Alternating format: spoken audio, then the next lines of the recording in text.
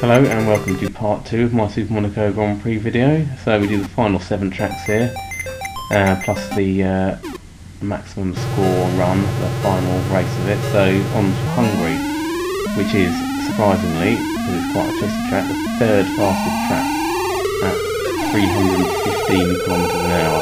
315 kilometers an hour being, of course, the maximum speed with the Type 1 wing. You do run over a little bit of curve, but not enough to drop it by a whole kilometre an hour. So it is very satisfying lap to get right, because there's a lot of curves you just miss if you just nail the corner properly. So on to the fast lap itself. There is a small mistake coming up in the right hand coming up here. See, I went down to 312 by hitting the curve. You don't need to touch that curve. But as it happened, I've done other laps where I haven't taken that curve and they haven't been fast, so what can you do really, to be honest? It's a very good lap overall, 25.57, which equals the Game Gear record, so that's fine. So on to Belgium, which is the 5th fastest circuit at 314 kilometers an hour. 29.05 is my record. The lap you'll see is 29.09, so it's 400 second difference. That 29.05 is a bit of an outlier, and I've never got any closer to 400 a second. Got any closer to 400 a second, because there's no particular reason for that, other than it's just, there are slight inconsistencies with lap time, because when you're doing the constant speed runs around the track, you don't always set the same lap time. So here, 400 a second when you're doing virtually exactly the same thing seems quite a lot, but I don't know, there's a slight mistake here. He has a left and I should have gone right, but I missed the curve, so I got away with that. And here you go over the curve, that's the only bit of curve you have to take on that bit as well. And it's flat out for the rest of the lap. I've done many laps that have been exactly the same virtually, and there is variation in the lap time anyway. I mean, sometimes it might take a bit more curve than others. That 29.05 just does seem to be quite an outlier. It's not because I did a better lap, it's just the way it is. So, right, that's Belgium. So Italy, the 2nd fastest, use the Type 2 wing here as well.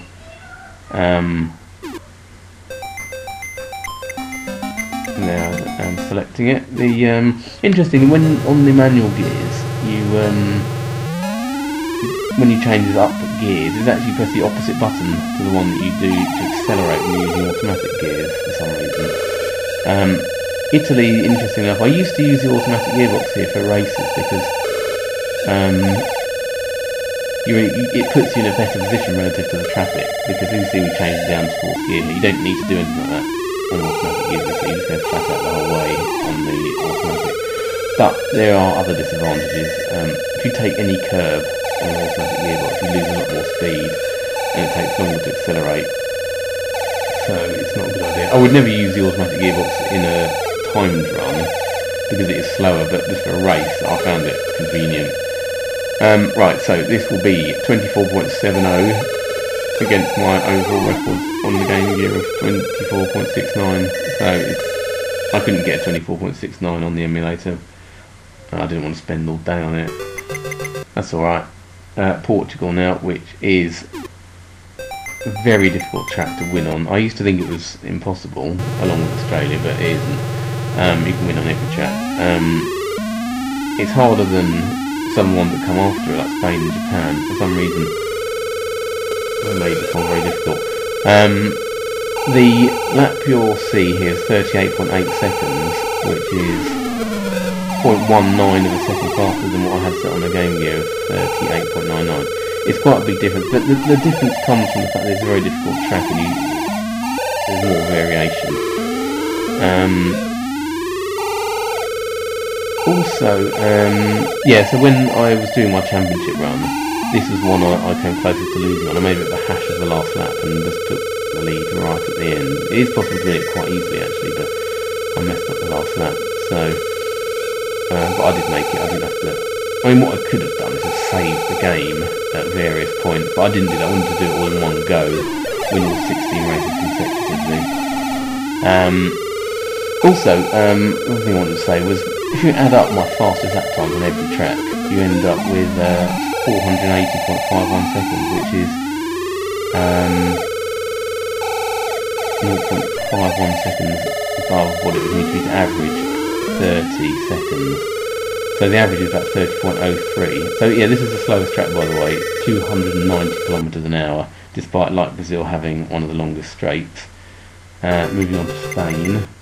It was going to say it's 30.03 the record, the average record, but to make that up, it might sound easy, it's an average of 300 per second, but to be honest, that is very difficult, because on the fastest track, the first sort of 10 tracks, there's barely any time to be made at all. The 300 doesn't sound like much, but it is.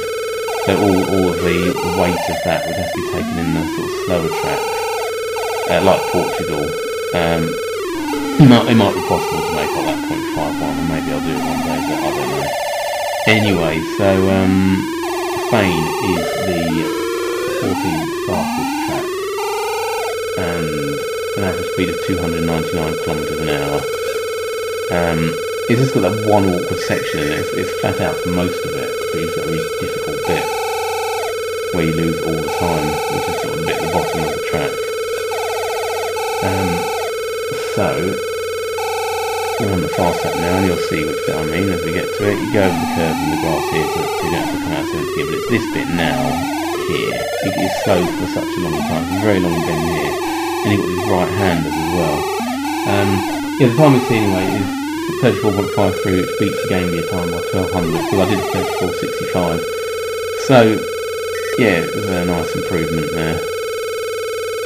And then it will be Japan, which is surprisingly easy to win on, because when you first race on Japan, it's very difficult to sight read, and it's a sort of track where if you're playing the game, you have to come to the top 10 on every track to get through to the next round. And I think you have to score 60 points overall. 60 points to win the championship is actually quite easy, but coming in the top 10, this one, if you come in at fresh, it's actually quite difficult, but when you know the track, it's actually quite easy, because it's like most tracks, it's flat out most of the way, and fairly comfortable to win, to be honest. Easier than Portugal anyway. Right, so that we see 34.70, 10th fastest track at 307 kilometers an hour. The record on the game year was 34.72, so it's slightly quicker than my game year record. So yeah, just slowing down there to put myself in the correct position. And by the way, in the traffic here in the practice is exactly the same as it is in the races, which is why I was saying on the earlier tracks makes it difficult to find a gap in the traffic, because it's so slow. Because they're slow on the early tracks, because they are in the race on the early tracks, because to make it easy for you to win, the other cars are slower, obviously. But still, despite that, there's 6 tracks where you can actually make it into the lead on lap 2. Because you start off in 13th place on every lap, every track in the races, and you just have to basically overtake 12 cars to win. And there's 6 tracks where you can actually do that on the second lap. It's the first 4, which are Brazil, San Marino, Monaco and Mexico, but surprisingly also Hungary and Belgium, which is sort of in the middle. Right, this is the final one, Australia. My record here is 27.83 seconds, which puts it 7th or 8th, depending on whether you say that it's faster than Germany. Yeah, 308 kilometers an hour. But the lap here it's 28.02, which I don't think is that bad a lap, but I couldn't think to do a very good lap round it, you know. I mean, you're flat out on the first lap, you don't come out of 7th gear, as you're about to see. You manage to make it around there, but you have to come out of 7th gear on lap 2, because the tyres are degraded. Every lap record is set on a lap 2, obviously, because lap 1 you've got standing start, and lap 2 is in lap 3 the tyres are degraded. So lap 2, it's always lap 2. So here, yeah, maybe you can take a bit less grass there. I don't know, but that's quite a good lap, I think. But it's 1900 slower than my record, but it will do. Right, so here we go. I've just won round 15 Japan there. 1 minute 58, bit of a scrappy race to be honest. So I've got 135 points. I've won all 15 races, and this is the final race. As you can see, starting 13th place on Australia. I used to think it's impossible to win here, but you can. We're up to 12th already. I think it's quite interesting that it's just possible to win here. You can't lap anyone. You take the lead sort of at the end of the last lap. I don't know if they planned it like that, but you would have hoped that making it as difficult as it is, there may have been some sort of special ending for getting the full 144 points. Because you only need 60 points to win, and that's actually quite easy. And then you do all this to get every point available, and you don't get anything. You just get the same ending. Up to 7th already. I say already. The traffic is very few and far between on this track. And it's very difficult. This is still 6th, so we need to. Yeah, so we got to 5th here, so we're now going to overtake. You can see that it's a lot slower, 28.37. The lap I set on lap 2 in the practice was 28.02, but to be honest, if you've had a good first lap, you don't take any risks. You kind of know where you are, and you know what you need to do.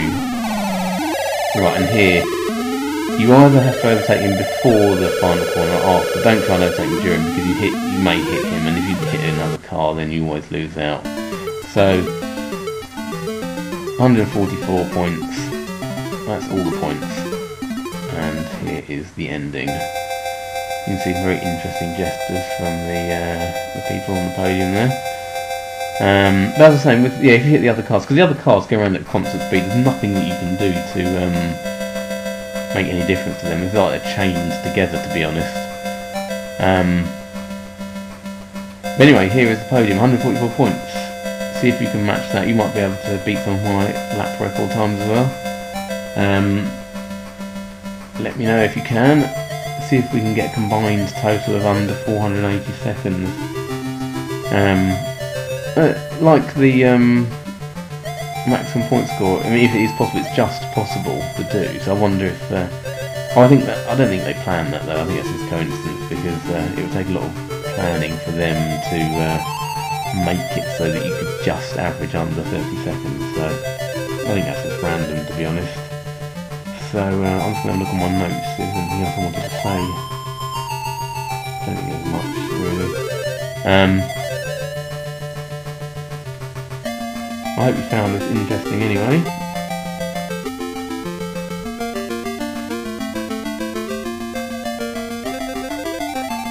Also, the only thing I was going to say about hard tyres was that although they're useless really in a race, you sometimes use them in a 7-lap practice.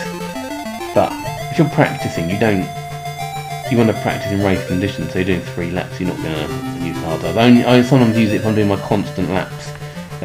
My laps at a constant speed, so that I can give myself more time to set the lap times, and sometimes use hard tyres then. So that's about it really. Yeah, with those laps, I normally 185 km an hour is a standard one to do.